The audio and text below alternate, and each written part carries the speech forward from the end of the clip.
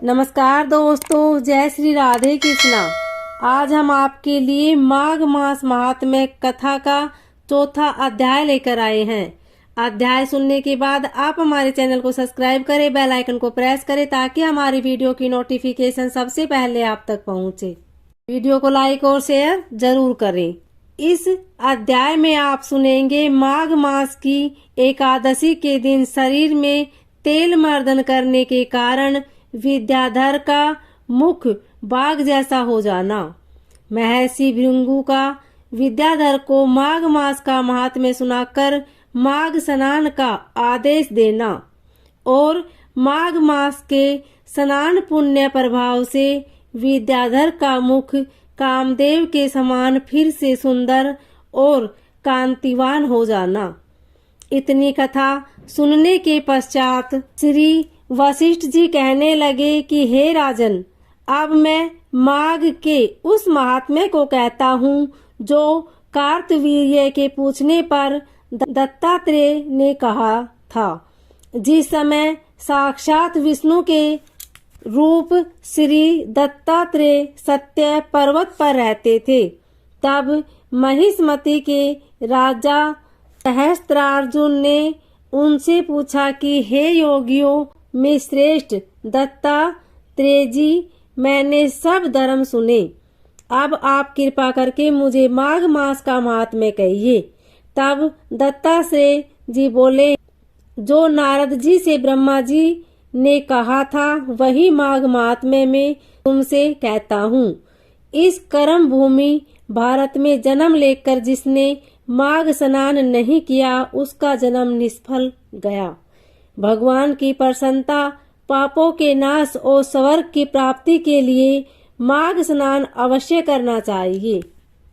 यदि यह पुष्ट व शुद्ध शरीर माघ स्नान के बिना ही रह जाए तो इसकी रक्षा करने से क्या लाभ। जल में बुलबुले के समान, मक्खी जैसे तुच्छ जंतु के समान यह शरीर माघ स्नान के बिना मरण समान है। विष्णु भगवान की पूजा करने वाला ब्राह्मण बिना दक्षिणा के श्राद्ध, ब्राह्मण रहित क्षेत्र, आचार रहित कुल, ये सब नाश के बराबर हैं। गर्व से धर्म का, क्रोध से तप का, गुरुजनों की सेवा न करने से स्त्री तथा ब्रह्मचारी, बिना जली अग्नि से हवन और बिना साक्षी के मुक्ति का नाश हो जाता है। जीविका के लिए कहने वाली कथा, अपने ही लिए बनाए हुए भोजन की क्रिया, शूद्र से भिक्षा लेकर किया हुआ यज्ञ तथा कंजूस का धन, यह सब नाश के कारण है। बिना अभ्यास और आलस्य वाली विद्या, असत्य वाणी, विरोध करने वाला राजा, जीविका के लिए तीर्थ यात्रा, जीविका के लिए व्रत, संदेह युक्त मंत्र का जप, व्याग्र चित्त होकर जप करना, वेद न जानने वाले को दान देना, संसार में नास्तिक मत ग्रहण करना है। नास्तिक मत ग्रहण करना, श्रद्धा बिना धार्मिक क्रिया, यह सब व्यर्थ है। और जिस तरह दरिद्र का जीना व्यर्थ है, उसी तरह माघ स्नान के बिना मनुष्य का जीना व्यर्थ है। ब्रह्मघाती, सोना चुराने वाला, मंदिरा पीने वाला, गुरु पत्नीगामी और इन चारों की संगति करने वाला माघ स्नान से पवित्र होता है।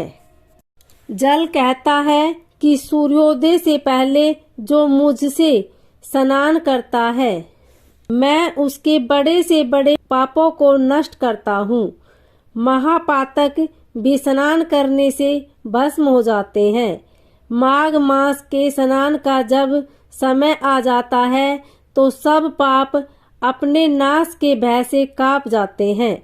जैसे मेघों से मुक्त होकर चंद्रमा प्रकाश करता है, वैसे ही श्रेष्ठ मनुष्य माघ मास में स्नान करके प्रकाशमान होते हैं। काया वाचा मनसा से किए हुए छोटे या बड़े, नए या पुराने सभी पाप स्नान से नष्ट हो जाते हैं। आलस्य में बिना जाने जो पाप किए हो वह विनाश को प्राप्त होते हैं। जिस तरह जन्म जन्मांतर के अभ्यास से आध्यात्मिक ज्ञान की प्राप्ति होती है, उसी तरह जन्मांतर अभ्यास से ही माघ स्नान में मनुष्य की रुचि होती है।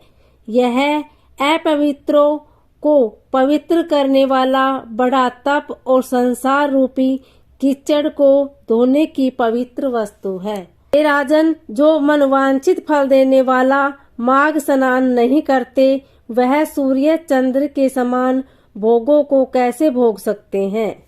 इति श्री पद्म पुराणार्तगत चतुर्थो अध्याय समाप्त। ओम नमो भगवते वासुदेवाय।